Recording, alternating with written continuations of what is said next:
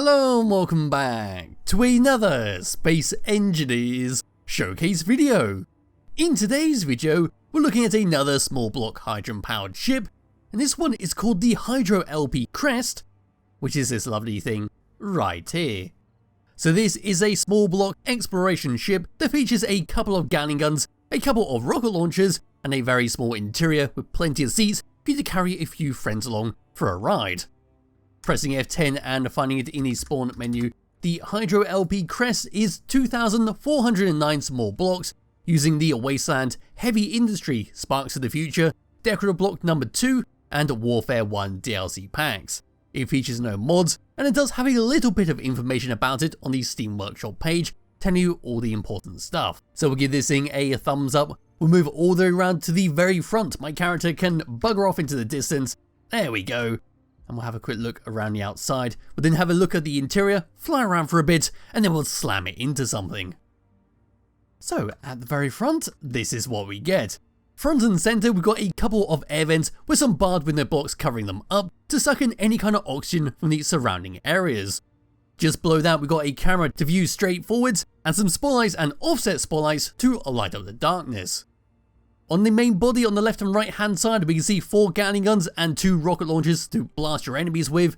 And right above there, we can see a transparent LCD screen showing us our artificial horizon. If you were to move it around the side on this thing, what we're going to see is some armoured plates just covering up the side of the rocket launcher. And we can see the glass going around our bridge, which is how we're going to fly this thing around.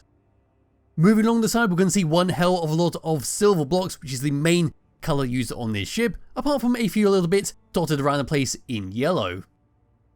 If we were to continue along the main body of this vehicle, we'll see a couple of hydrogen thrusters over to here.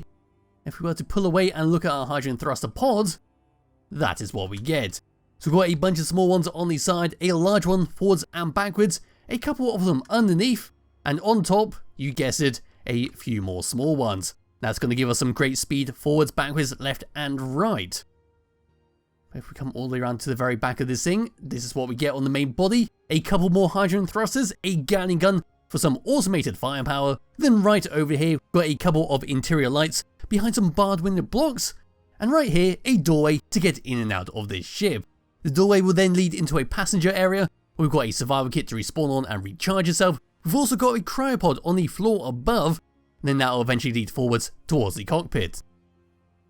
Yes, if we were to come all the way down and underneath this thing, we can see all of our thrusters on the side pods and on the main body. We can see our feeties, which are made out of some wheel suspensions.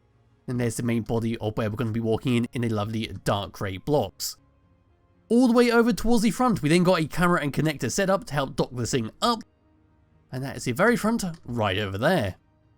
If we were to go all the way up and above there, we can look down at our little bridge. We can see our rocket launchers on the side there.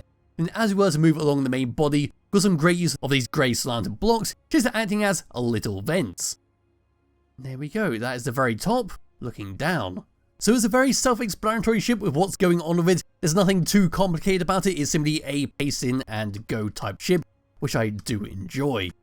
So what we can do now is recover wherever my character's run off to, there he is, and we come all the way around towards the back, we can open up the door and take a quick look on the inside. So just dropping down right here, opening up the door, and walking forwards, this is what we get. On the left and right hand side, we've got some small seats for your passengers to sit on. We can see some weapon lockers, also on the left and right hand side, so we can store a few guns in here if we wanted to. Got a button to close up the door behind us, and on the opposite side, nothing too much going on. Looking towards the front, we've got a survival kit to respawn on and recharge yourself, as well as a cargo container to store a few bits and bobs inside, as well as put some ammunition in for the turret sitting on top. All the way onto this side, we've then got a ladder that we can climb up to get to the next floor up, which will feature once again another chair, a cryopod for emergency recharge, and then along the side of the walls there we can see a bunch of hydrogen tanks, some air vents to make sure you don't suffocate in here while in space, and another button to press to open up to access our bridge. So just putting my chair back on and flying across there because I scuffed up that jump. Just crouching down here, closing the door behind me, this is what we get. So we've got another passenger seat for a co-pilot to sit on, and maybe to inform you of any kind of dangers coming up against you that you somehow missed. Yes, just coming out there and getting to this seat, this is what we get.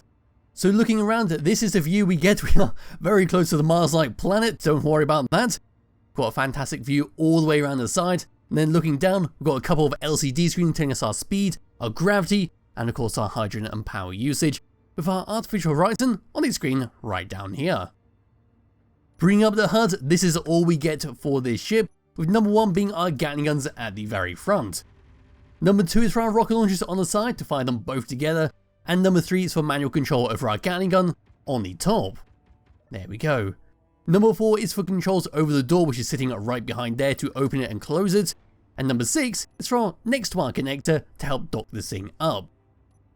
7 is to lock and unlock our connector, number 8 is to turn on and off all of our hydrogen thrusters, so there we go, and number 9 is to lock and unlock our landing gears, so we can just drop all the way down to the ground like so, and then just lock ourselves in place. Undoing the parking brake once again and putting the thrusters back on, let's just go and take off like this, and we'll do a thruster test. So moving forwards, this is what we get. It's going to take roughly 10 seconds to reach maximum speed, and due to the equal thruster distribution forwards and backwards, it's going to take roughly 10 seconds to stop and to reverse to maximum speed.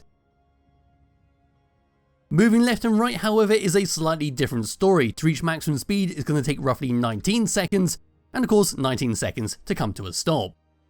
Moving up is once again roughly 10 seconds, and moving down is the fastest out of everything. That just might be because we're on a planet and gravity's helping out, but that is roughly 5 seconds to reach maximum speed, and unfortunately we don't have the power to pull up in a reasonable amount of time. And then whittling my mouse around, unless of course an aeroplane would like to interrupt me again, this is what we get. We've got absolutely no weight on here whatsoever, we are extremely floaty, so if you want to have a bit more meat on the controls, you'd have to turn down the gyroscopes just a little bit, and there we go, that is a bit more meatier with the controls, and generally what I prefer. But as for that, that is pretty much it. What the Hydro LP Crest has to offer is a very nice, very simple, small hydrogen powered ship that's great for both planets and space, and it will get the job done whatever you want to do. So to finish off this video, I can only think of one more thing to do, and that is of course slam ourselves straight into a mountainside, unless of course we're going to drift right around it, which we very well might. Yes, we are. We're just going to drift all the way around, so we're going to have to target this one in the distance here. First person view, here we go, 100 meters per second, and then slamming straight into it. And well, looks like we just lost the front of this. I'm forced to squeeze myself all the way out. Very surprised I actually got out of there. It looks like all we've done is just removed part of the front, and that is, well, not good enough. So there'll be a link to it in the description below if you do wish to download and play around with it yourself. Highly recommend you do, because it is a very nice little ship. And hopefully, there we go, a small little explosion that has dealt with the ship due to the unsatisfying crash that just happened. Anyway, thank you all for watching. Bye bye.